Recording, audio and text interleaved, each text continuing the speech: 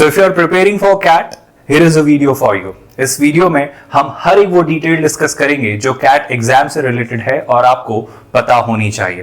First of all let us understand कि CAT examination exactly होती क्या है. So CAT here stands for common admission test. ये एक national level management aptitude test है जो कि IIMs कंडक्ट करवाते हैं. इसके थ्रू जो MBA कोर्स ऑफर करते हैं आपके इंडिया में अवेलेबल 21 IIMs, उनके लिए आप एलिजिबल होते हैं. एंड ऑफ कोर्स इसी कैट स्कोर के थ्रू आप एलिजिबल होते हैं इंडिया के दूसरे top B schools along with 1200 other B schools. अगर मैं कैट के अपने डिस्कशन को आगे बढ़ाऊं तो कैट की एग्जाम को लेकर हमेशा आप याद रखिए कि ये 6 ओल्ड IIMs कंडक्ट करवाते हैं. This year possibly IIM Calcutta might conduct this. Usually ये नवंबर के मंथ में कंडक्ट होता है 2024 के पर्सपेक्टिव से अगर हम डिस्कस करें. So November 24th would be the tentative date for this examination. Total number of questions जो आते हैं दे आर 66. अगर मैं प्रीवियस ईयर्स के पैटर्न को एनालाइज करके आपको प्रेडिक्शन देने की कोशिश करूं तो 3 सेक्शंस यहां आपको मिलते हैं. VA and RC, verbal ability and reading comprehension, in which you will face 24 questions followed by data interpretation and logical reasoning DI and LR, जहां पर आपको 20 क्वेश्चंस मिलते हैं, फॉलोड बाय क्वांटिटेटिव एबिलिटी जहां पर आपको 22 क्वेश्चंस फेस करने होते हैं. So total there are 66 questions और आपके पास 2 टाइप के क्वेश्चंस, 2 कैटेगरी के क्वेश्चंस तीनों सेक्शंस में मिलते हैं. वन इज MCQ जहां पर आपके पास ऑप्शंस होते हैं, आपको ऑप्शंस मार्क करने होते हैं. And the other category is type in जहां पर आपको एक बॉक्स में अपने आंसर्स टाइप करने होते हैं. इस तरीके से अगर मैं MCQ पैटर्न के क्वेश्चंस की बात करूं तो मार्किंग स्कीम होती है +3 -1, यानी फॉर ईच करेक्ट आंसर आप +3 अवॉर्ड किए जाते हैं और अगर आप रॉन्ग अटेम्प्ट करते हैं तो आपको -1 डिडक्ट किए जाते हैं. सिमिलरली टीटा जो आपके टाइप इन कैटेगरी के क्वेश्चंस होते हैं वहां पर कोई नेगेटिव मार्किंग नहीं होती, यानी वहां 0 नेगेटिव मार्किंग आपके लिए रिजर्व की गई है. एग्जाम के स्लॉट्स ये यूजुअली 3 सेशंस या 3 स्लॉट्स में कंडक्ट की जाती है, morning, afternoon and evening on the same day. Examination का वक्त होता है 2 आवर्स. तो आपके लिए जो ड्यूरेशन होता है एग्जाम का वो 2 घंटे में आपको ये तीनों सेक्शंस अटेम्प्ट करने होते हैं, यानी 66 क्वेश्चंस इन 2 आवर्स. हालांकि अगर मैं सेक्शन वाइज बात करूं तो 40 मिनट्स हर सेक्शन के लिए रिजर्व किए जाते हैं, 40 दैट मेक्स इट 120 मिनट्स, यानी 2 आवर्स आपके इस तरीके से डेवलप किए जाते हैं. Facility to choose the order of sections, of course ऐसी कोई फैसिलिटी आपके पास नहीं होती है. It begins with VA and RC. First of all first 40 minutes में आपको VA एंड RC अटेम्प्ट करना होता है, फॉलोड बाय नेक्स्ट 40 मिनट्स में आप DI एंड LR अटेम्प्ट करते हैं और आखिरी के 40 मिनट्स में you attempt quantitative ability section. इस तरीके से आपकी ये पूरी मेथड डेवलप की गई है. ऑब्वियसली ये कंप्यूटर बेस्ड एग्जाम है जिसके लिए टेस्ट सेंटर की एलोकेशन आपसे फॉर्म भरते वक्त पूछी जाती है and on the basis of your priorities आपको टेस्ट सेंटर अलॉट होता है depending on the availability as well. Now अगर मैं आपको कैट के थ्रू जो आप पॉसिबल कॉलेजेस जो B स्कूल्स में एडमिशंस लेते हैं, मेजरली अगर मैं 3 कैटेगरीज में इन्हें डिवाइड करूं, जो टॉप स्कूल्स टॉप कॉलेजेस को अगर हम डिवाइड करें तो 3 कैटेगरीज 3 टीयर्स बनाए जाते हैं, Tier 1, Tier 2 and Tier 3. Tier 1 में मेजरली आपके सारे old IIMs, for example IIM Ahmedabad, IIM Bangalore, Calcutta, Lucknow, Kozhikode, Indore और ऑफ कोर्स कुछ और private colleges, for example FMS, IIT Bombay, XLRI, ISB, इस तरीके के आपके कॉलेजेस Tier 1 कैटेगरी में रखे जाते हैं. Tier 2 कैटेगरी की अगर हम बात करें सो जो कुछ न्यू IIMs हैं and of course IIM Shillong, कुछ न्यू IIMs जैसे IIM रांची, IIM रोहतक, रायपुर और इसी तरीके से कुछ और private universities as well. Baby IIMs भी ऑफ कोर्स उसमें इंक्लूड किए जाते हैं जैसे IIM अमृतसर, IIM नागपुर और ग्रेट लेक्स. इस तरीके के जो इतने कॉलेजेस हैं ये कैटेगरी 2 में हम रखते हैं. थर्ड टीयर की अगर मैं बात करूं तो of course TAPMI, GIM, KJ Somaiya, इस तरीके से जो IIMT गाजियाबाद, ये जो थर्ड टीयर कैटेगरी में आप इन कॉलेजेस को कैटेगराइज करते हैं. Although there are several colleges in India around more than 1200 of course, तो और भी कैटेगरीज ऑफ कोर्स वर्कआउट की जा सकती है, बट मेजरली जो टॉप नॉच कॉलेजेस हैं इंडिया के उन्हें इन 3 कैटेगरीज में कैटेगराइज किया जा सकता है. दैट मीन्स इन कॉलेजेस के लिए students appear for CAT. Now looking ahead, अगर मैं आपको कैट की एलिजिबिलिटी के लिए क्राइटेरिया समझाने की कोशिश करूं that if you are considering to write CAT, आपके पास क्या एलिजिबिलिटी होनी चाहिए सो दैट आप इस एग्जाम के लिए अपेयर हो पाए. सो फर्स्ट ऑफ ऑल आपकी किसी भी स्ट्रीम में ग्रेजुएशन होना जरूरी है, या फिर आपने कोई बैचलर डिग्री की हो जिसमें आपने 50% aggregate CGPA, 45% aggregate for SC, ST and reserve category अगर आपने अटेन किया है तो भी आप एलिजिबल हैं. या फिर इवन कोई प्रोफेशनल डिग्री या कोई इक्विवेलेंट डिग्री, जो जैसे कि आप मानते हैं सीए, सीएस, इस तरीके से कोई डिग्री जो 3 ईयर का कोई ग्रेजुएशन प्रोग्राम की इक्विवेलेंट मानी जाती है, उन्हें भी आप एलिजिबिलिटी क्राइटेरिया के लिए कंसिडर कर सकते हैं। नॉट जस्ट दैट, कोई भी स्टूडेंट जो अपने 3 year degree, minimum 3 year degree के प्रोग्राम में फाइनल ईयर में अगर अपियर हो रहा है तो वो भी इस एग्जाम के लिए एलिजिबल होता है।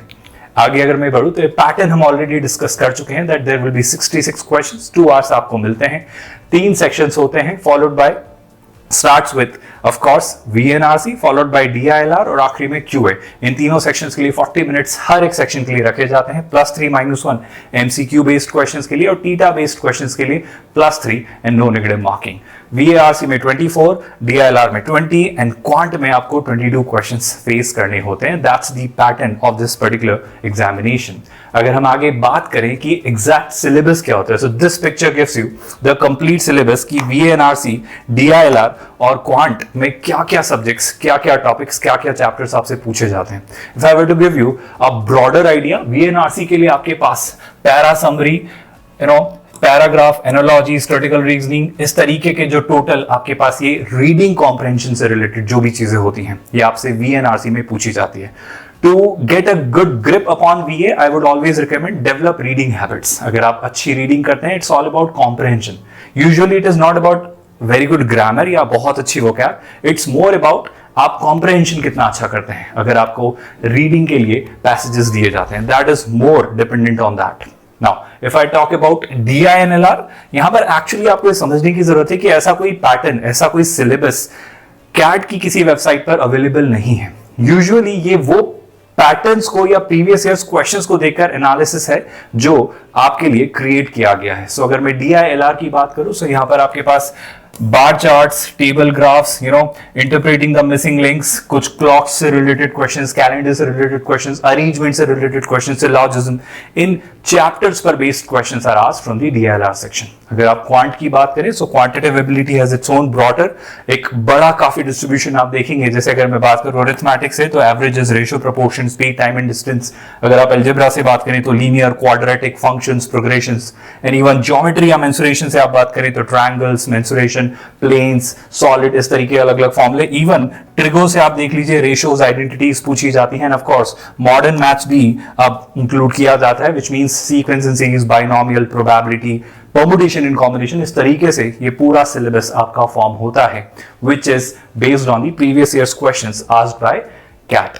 नाउ इसके लिए स्ट्रैटेजी क्या रिकमेंड की जा सकती है कि कैसे आप कैट की प्रिपरेशन करते हैं। Now it is totally up to you whether you wish to prefer आप खुद से प्रिपेयर करना चाहें या किसी इंस्टीट्यूट की हेल्प लेना चाहें। खुद से प्रिपेयर करने में एक छोटा सा डिसएडवांटेज ये आता है कि आपको गाइड करने के लिए कोई नहीं है इस एक मॉडरेट से टफ लेवल की, डिफिकल्ट लेवल वाली एग्जाम के लिए। सो आप ये बात हमेशा याद रखिए कि आपको एक गाइडेंस के लिए इनिशियली ऑफ कोर्स एक इंस्टीट्यूट या एक online coaching of course join करनी चाहिए। This is what I would recommend. And of course सबसे पहले जो आप करते हैं वो ये कि आप अपने बेसिक्स कंसोलिडेट करें। बेसिक्स कंसोलिडेट करने का मतलब है कि आप हर एक जो हमने सिलेबस डिस्कस किया है इसके हर एक एस्पेक्ट को बहुत क्लैरिटी के साथ कवर करें। Once you have understood all the basics of the syllabus, आप फिर क्वेश्चंस की प्रैक्टिस से अपने लेवल को इंप्रूव करें। ऑफ कोर्स ये एक टफ एग्जाम है जहां पर ऑफ कोर्स कंपटीशन बहुत ज्यादा है, आपको काफी सारी प्रैक्टिस करनी होगी हर एक कंसेप्ट को कंसोलिडेट करने के लिए। Once you have done enough practice, आप जैसे जैसे प्रैक्टिस करते जाएंगे ग्रेजुअली आपकी स्पीड अपने आप डेवलप होगी। So you need not put efforts on this. आप जितनी ज्यादा प्रैक्टिस करेंगे gradually this will come by default to you. Now once you have developed a certain amount of speed, you can now start writing mocks. जितने ज्यादा आप mocks लिखेंगे उतने ज्यादा आप अपने आप को कॉन्फिडेंट पाएंगे इस एग्जामिनेशन को लेकर, क्योंकि mocks के थ्रू आप अपनी स्ट्रैटेजीज बिल्ड कर रहे होंगे, आप अपने एरियाज को एनालाइज कर पा रहे होंगे और इस तरीके से आप पूरी अपनी प्लानिंग कर पा रहे होंगे। फॉर एग्जाम्पल मैं आई वुड से अगर आप एक वर्किंग प्रोफेशनल हैं या फिर आप कॉलेज स्टूडेंट हैं, I would always recommend daily अगर आप 4 to 5 आवर्स की इफेक्टिव स्टडी निकाल पाते हैं 6 to 8 मंथ्स के लिए, then you are in a good position to score well in this examination. But please understand a really good effective preparation of 4 to 5 hours every day is required, and of course along with this a proper guidance, a right guidance is required for this examination. Along with this, of course, speed gradually develop होती है. Marks I would suggest कि minimum अलग-अलग difficulty level के आपको 40 marks तो देने ही चाहिए to prepare for this examination. And after each mock, this is strongly advised कि आप हर mock को analyze करें. Now, after this, अगर मैं आपको मार्किंग स्कीम को लेकर क्लैरिटी देना चाहूं तो +3 -1 ऑफ कोर्स आपके पास यहां पर एमसीक्यू से मिलते हैं और टीटा के लिए भी +3 -0 आपके लिए टीटा के थ्रू जो मिलते हैं. तो ओवरऑल वीए सेक्शन सबसे ज्यादा मार्क्स होल्ड करता है ओवरऑल कैट में, विच इज 72. अगर मैं आपको डीआईएलआर सेक्शन की बात करूं तो there are only 20 questions, although tough, जो कि आपके लिए 60 मार्क्स होल्ड करते हैं. क्वांट की अगर आप बात करें तो 22 questions, each question is of 3 marks, which means 66 marks which you'll get through this particular section. So इस तरीके से marks divided होते हैं इन अलग-अलग sections में. Further, अगर सिलेक्शन प्रोसेस की बात करें, which means once you have cleared the CAT, आपने एक परसेंटाइल स्कोर किया है, तो अब स्क्रीनिंग के लिए स्टूडेंट्स को किन पैरामीटर से गुजारा जाता है. ऑफ कोर्स आपको वहां पर अलग अलग कॉलेजेस में उनके अपने अपने यूजुअल टेस्ट होते हैं, जैसे कुछ कॉलेजेस वैट round written ability test conduct करवाते हैं, कुछ कॉलेजेस जीडीपीआई कंडक्ट करवाते हैं, और इस तरीके से आप एलिजिबल होते हैं राउंड्स को क्लियर करने के बाद फर्दर प्रोसेस के लिए. एक्चुअली आपका कंपोजिट स्कोर कैलकुलेट किया जाता है जिस बेसिस पर आपको अलग अलग इंस्टीट्यूट्स के लिए एलिजिबिलिटी देखी जाती है. कंपोजिट स्कोर एग्जैक्टली होता क्या है या किस पैरामीटर पर निकाला जाता है, उसका एक मोटा मोटा आइडिया हम इस पर्टिकुलर या इन स्केल्स पर देख सकते हैं. फर्स्ट ऑफ ऑल आपके स्कोर की स्केलिंग की जाती है. स्कोर की स्केलिंग करने का मतलब है आप अलग अलग स्लॉट्स में एग्जाम देते हैं और हर स्लॉट का डिफिकल्टी लेवल अलग होता है. सो डिफिकल्टी लेवल को मैच करने के लिए सबके लिए स्कोर को सेम स्केल पर लाने के लिए आपके स्कोर की स्केलिंग की जाती है. Once your score is scale, आपका वो जो स्केल्ड परसेंटाइल है उसके अकॉर्डिंग आपके क्लास 12th और क्लास 10th के marks, and of course along with that आपके ग्रेजुएशन का scores, along with that your work experience, and finally कितने डाइवर्सिफाइड हैं आप जेंडर अकेडमिकली. इन सारे पैरामीटर्स को एनालाइज करने के बाद आपका ओवरऑल ये कंपोजिट स्कोर डेवलप होता है.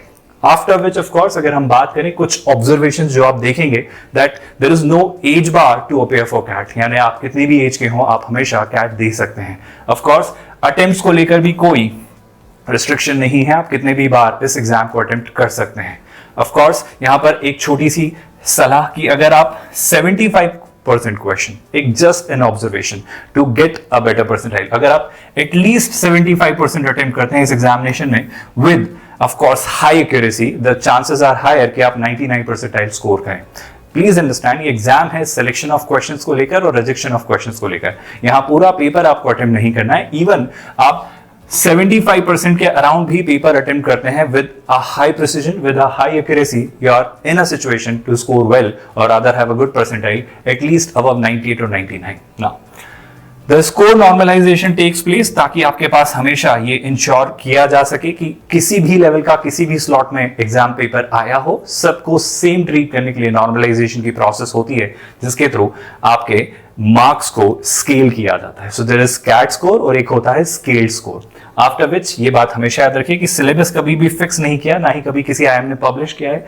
इट इज ऑलवेज बेस्ड जो प्रीवियस ईयर्स के पेपर्स आए हैं या प्रीवियस एग्जामिनेशंस कंडक्ट हुई हैं उनके बेसिस पर ये सिलेबस डेवलप किया जाता है या ये ट्रेंड सेट किया जाता है. आपको हमेशा एग्जामिनेशन हॉल में ऑन स्क्रीन कैलकुलेटर मिलता है. सो कैलकुलेशन के लिए of course you can always avail that facility.